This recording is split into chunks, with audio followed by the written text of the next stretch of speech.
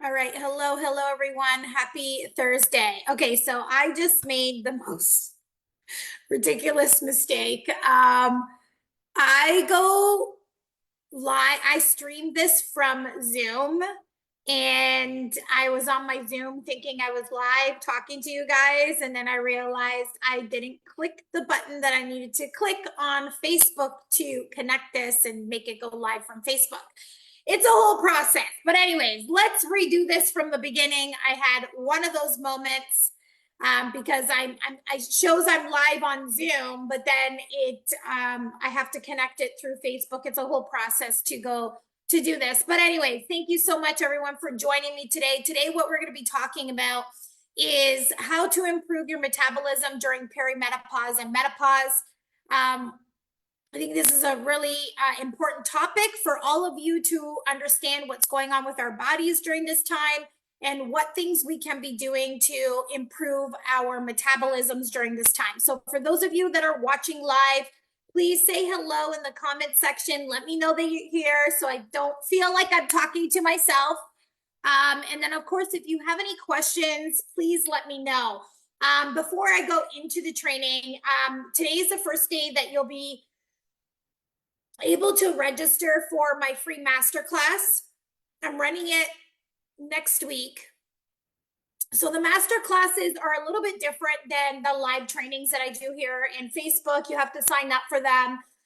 Typically I do them in an evening. We do that in Zoom. So it's a very, like it's a private classroom that I'm doing. I'm calling it a webinar, but I'm actually gonna say it's mostly a master class that I'm running.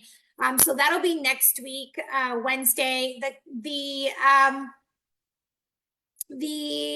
master class is going to be about the top 3 mistakes to avoid if for you to lose your next 10 pounds or lose body fat and build that hourglass body. So a lot of you guys want to get toned, get defined. That is what your intentions are. Those are your goals. A lot of you are having difficulty, even if your goal is you want to lose 20, 30, 40, 50 pounds, you are still having a hard time getting to your first 10 pounds. So this masterclass is going to talk to you about how you can lose your next 10 pounds and basically the top 3 mistakes you need to avoid in order to get there. So if you want to register for that, you will see posts in my Facebook group, or just comment below, masterclass, and I'll send you the link for you to sign up for it. You do need to sign up for this masterclass if it is something that you would like to attend. Okay. I will have also a lot of freebies for those of you that sign up on the first day. For those of you that sign up on the first day, the first 20 will get a free consultation call with me. So this is basically an audit of what you're currently doing right now. And then I'm going to tell you exactly what's holding you back from seeing the results that you want to see. A lot of you are very confused. You're like, I don't understand. I'm working out. I'm eating clean. I'm doing all these things. Why is the weight not coming off of me? So I'm going to provide you that clarity by doing a complete audit of where you're currently at. I'm only offering this for the first 20 people that sign up. And then the other thing that you will get for signing up today is you will get a beginner strength training program that you could do at home. And this is great for those of you that know strength training is super important, but you don't know where to start. You can get this free strength training program by signing up today. So make sure you don't miss out on that. Okay. So we are going to let's get on to today's topic, which is how to boost your metabolism during perimenopause and menopause. Let's talk about what perimenopause is. Perimenopause is a period of time before you hit menopause. The average age of menopause for women is 51 to 52 years old. That perimenopausal period is anywhere between 3 to 10 years prior to that. So you can start hitting perimenopause as early as 40 years old. Some women hit it in their, over the age of 35.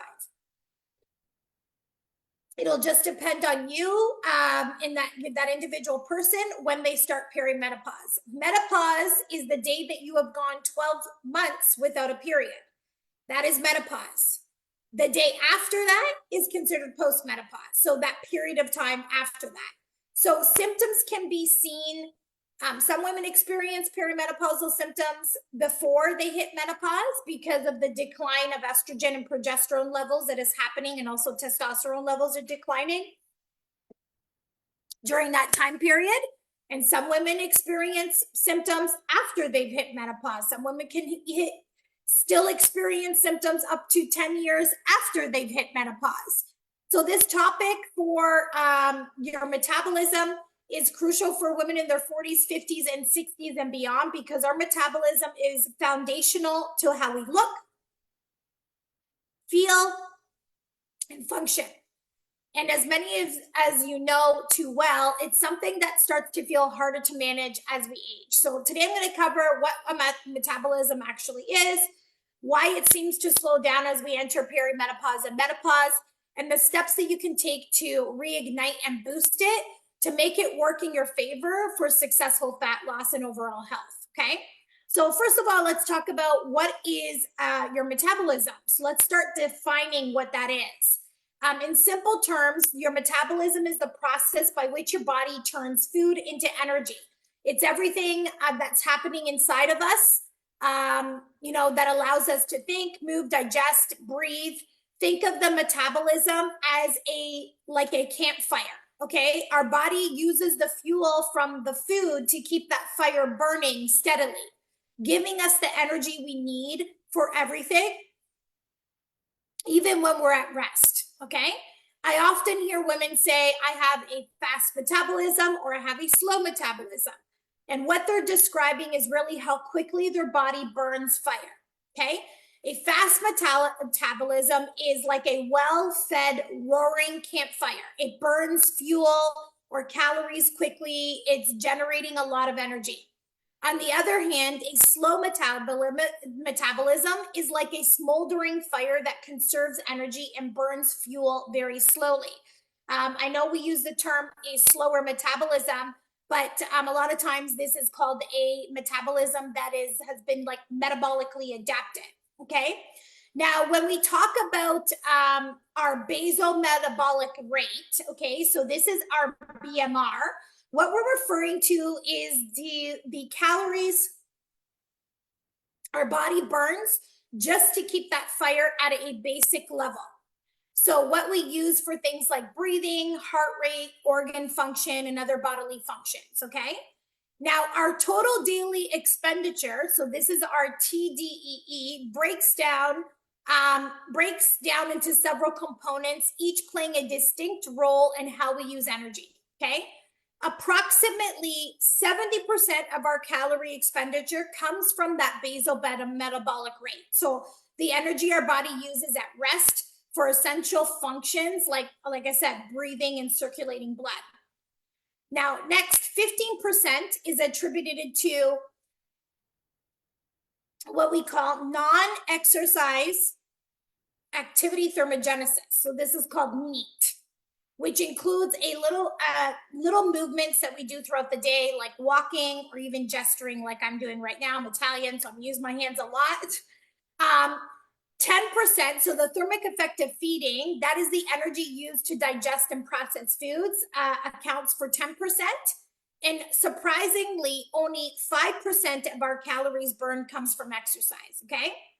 So this BMR makes up 70% of the calories we burn in a day. So it's a significant part of our overall metabolism. The higher our BMR, the brighter our internal fire burns, making it easier to lose weight and lose body fat and keep it off, okay? So before we go into strategies onto like how we can actually improve our metabolism and boost our metabolism, let's talk about why. Hi, Laura. Thanks for joining me today.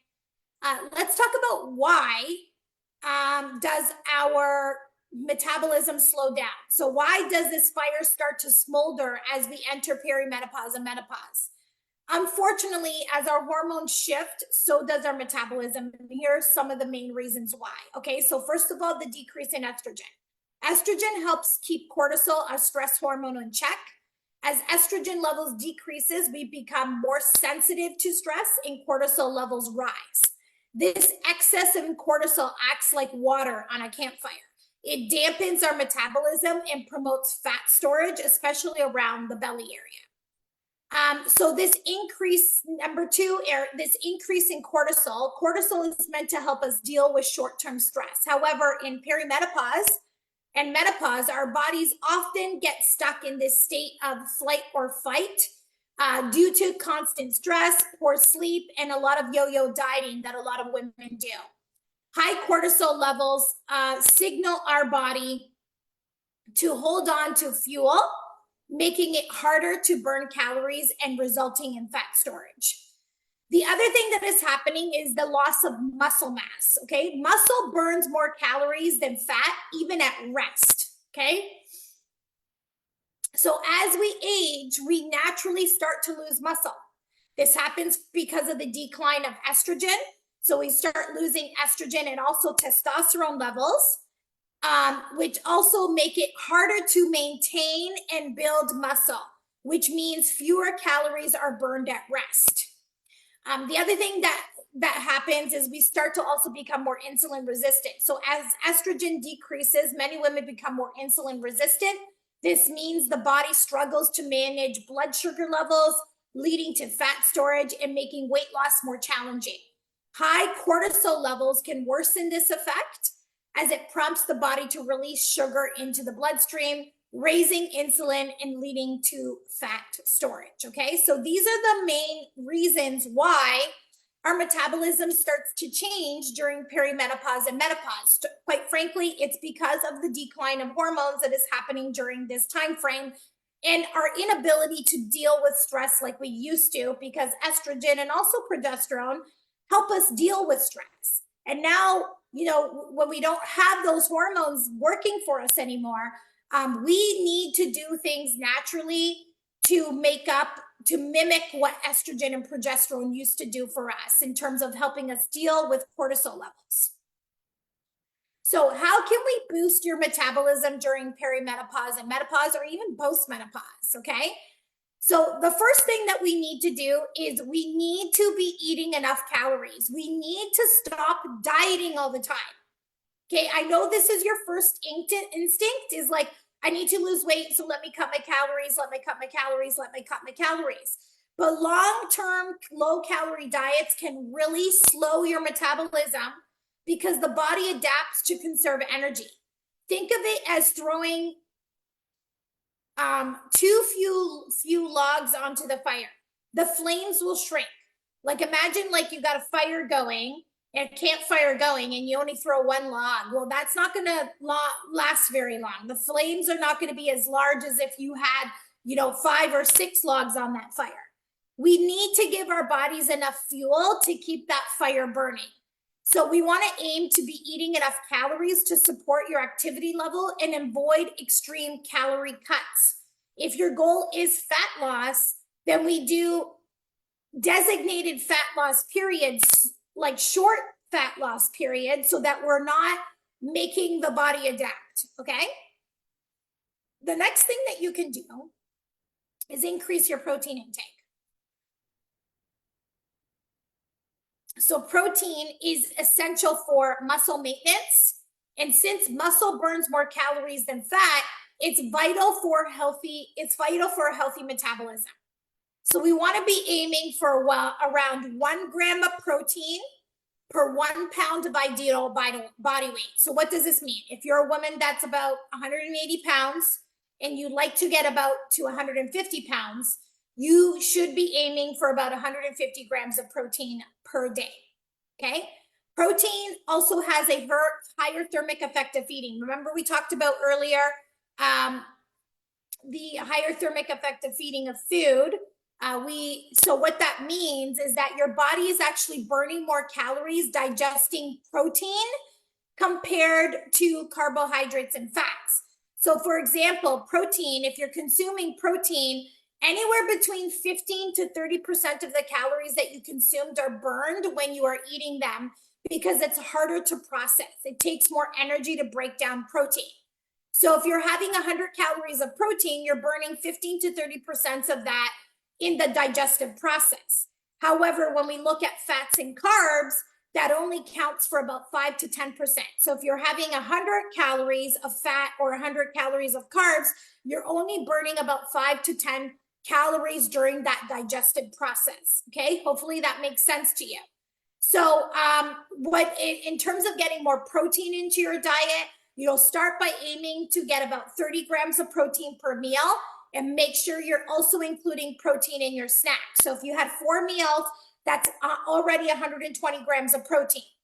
Okay, and if you need help with that, if you're a member of my community, when you joined the group, I asked you if you wanted a copy of my Hourglass Body Blueprint. This has my protein packed recipe book in there.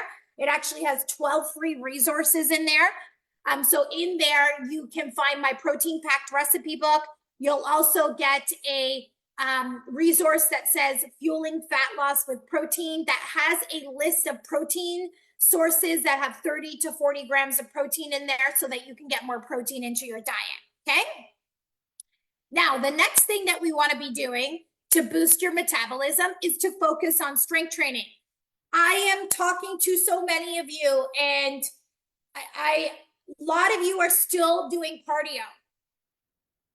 Okay, like if we are over the age of 40, the way that you need to be working out needs to be strength training.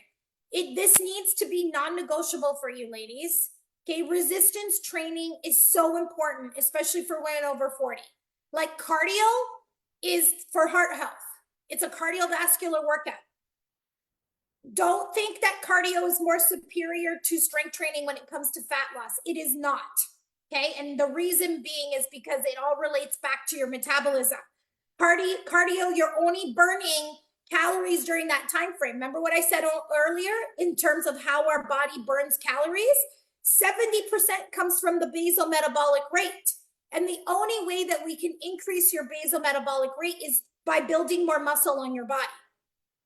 Okay, only 5% comes from exercise. So we want to ensure that we are focusing on resistance training so that we can build up that muscle, which will increase your basal metabolic rate.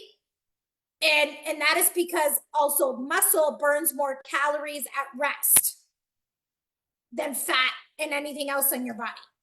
Okay, so we want to be doing strength training at least, you can start off with 2 to 3 times per week. If you join my masterclass today, you will get a strength training program, a 3-day beginner strength training program. Okay, so this will be it's full body workouts 3 days a week. It's a great way to start off. If you want to do 4 days of training, then you would do splits. So you do upper and lower body splits. The way that you want to be strength training is through progressive overload training, meaning you have a set program. So here's one misconception that I have is like a lot of you are like doing group fitness classes that have weights in it. That is not strength training. Okay, those group fitness classes are primarily cardiovascular based classes, because when we are resistance training, we need to be lifting heavier. We need to progressively be lifting heavier week after week. And you can't do that with 5 or 8 pound weights. Okay, also those repetitions are very fast paced. We want to be doing slow repetitions between 8 to 12 reps of that exercise. We want to be resting in between those sets so that it allows for proper recovery. Those classes do not do that. You're going from one exercise to another. It's keeping your heart rate high. It's considered a cardiovascular workout, or sometimes even a HIIT workout. Okay, this moderate intensity workouts that you're doing keeps your cortisol levels high. Remember, we talked about cortisol and the level and how that impacts the metabolism. So the workouts that we're doing also will impact whether your body is going to your metabolism as well too. Okay, so we want to be doing strength training properly, a set program for 6 to 8 weeks at a time, progressive overload training. You want to be doing, anywhere between 2 to 4 workouts a week. You want to be lifting progressively heavier week after week. So those group fitness classes, I'm sorry, ladies, does not cut it. Okay, even if they have weights in it, it is not considered proper strength training that is going to stimulate muscle growth. Okay, it's harder for us, for women over 40, to build muscle. So we don't want to be wasting our time doing things that are not going to get you to where you want to be. Okay, the other thing that we want to be doing is we need to be managing stress and keeping that cortisol in check. Stress management is essential for keeping cortisol, our stress hormone, from wreaking havoc on our metabolism. You want to practice things like deep breathing, mindfulness, and even nature walks can be really helpful. Remember, chronic high stress or high cortisol leads to fat storage and slows down your metabolism, especially around the belly.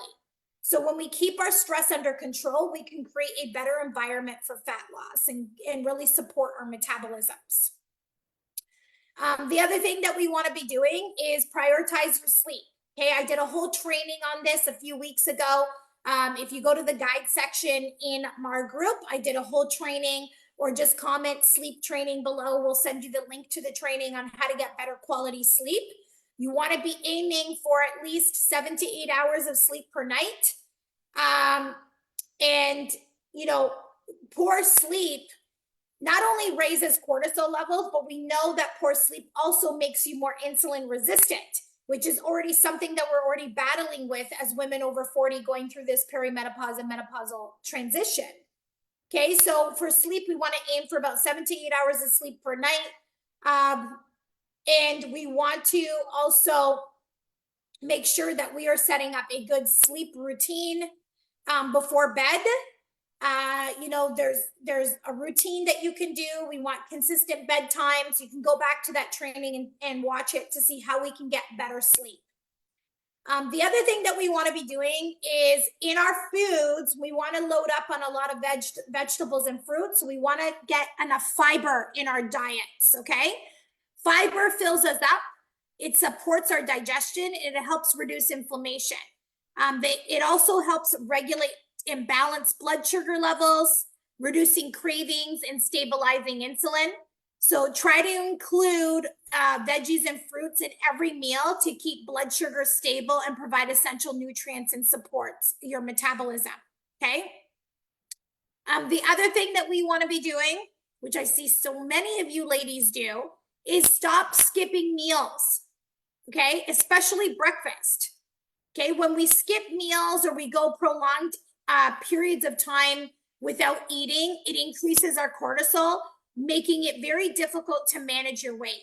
Many women also find it hard to meet their protein needs with fewer meals, making it even more challenging to maintain that muscle mass. So it's like, it's a vicious cycle. If you're skipping meals and only eating 2 meals a day, you're not getting enough protein in your diet, which means you're losing even more muscle mass, which is also affecting your metabolism and slowing down your metabolism.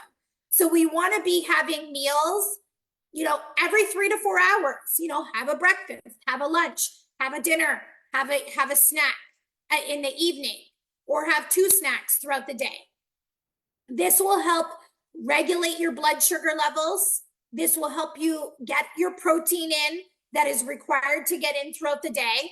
Because like if you need to get 150 grams of protein in, how do you get that in 2 meals? It's impossible to get that in 2 meals. So what you do need to do is stop skipping meals, stop skipping breakfast, and stop this whole fasting nonsense. It's not a good strategy for women that are in perimenopause and menopause. Okay, fasting works initially because you're cutting calories. Okay, so yes, you know, if you haven't been on a diet for a while, you know, a calorie deficit should work for fat loss, but doesn't mean that you have to cut out like fast for that. You would just basically manage your calories over an entire day. That's what we do with our clients all the time. They eat regular meals with carbs too. We're not eliminating carbs because carbs also help support cortisol. It lowers cortisol levels. So we want to make sure that we're eating balanced meals throughout the day to help support your metabolism. Okay, so I don't know if any of you guys are still watching here. Out of these things that I've mentioned today, or if you're watching the replay right now, what is something that you feel that you can do right now to help support your metabolism? Pop it in the comment section. So out of the things that I talked about stop dieting, eat enough calories, increase your protein intake. You want to be strength training, managing stress, getting better quality sleep, and also like getting enough fiber in your diet, and then also not skipping meals. Okay, so these are the things that I talked about. Pop it in the comment section below. What is one thing that you feel that you can do right now? Now, if you want, we have a running for all of you that are a part of my community. I have now this new thing. It's a 7-day challenge that we start every Monday. And this is specifically for all of our so for all of our community members. So it's for free. It's a 7-day fat loss starter challenge. If you want to do it, you're just going to comment challenge below. And what we are going to be focusing on this challenge is helping you get protein, 30 grams of protein in each meal, walking, and start tracking your food so that you can see if you are eating enough food or if you are under eating. The challenge starts on Monday. So every Monday we start the challenge. So if you comment challenge below, what I'm going to do is I will send you the link to join the challenge. Once you join the challenge, you're going to get an email with all of the resources. And then starting Monday, you're going to get daily emails from me and like instructions on what you need to do every single day. So this is a great way to have me coach you to at least tackle the protein part of this to help support your metabolism. So if you want to do that, just make sure you comment challenge in the comment section below. Okay, I hope this was really helpful. I'll send that over to you, Laura, right now, no problem. I'll put it in the comment section and then I'll privately DM you. If you're not friends with me on Facebook, some of those DMs go like you might not see it. So what I'll try and do is like send you the link so that it directly goes to my messages so that you can see the message that I sent to you. Okay. So thank you so much for all of you joining me today. Thank you, Laura, for staying here throughout the whole training. I'll send that off to you, but have an amazing day, ladies. And also look out for the masterclass that I'm going to be running next week, and registration opens up for the masterclass today. Thank you so much. Have a great day. Bye for now.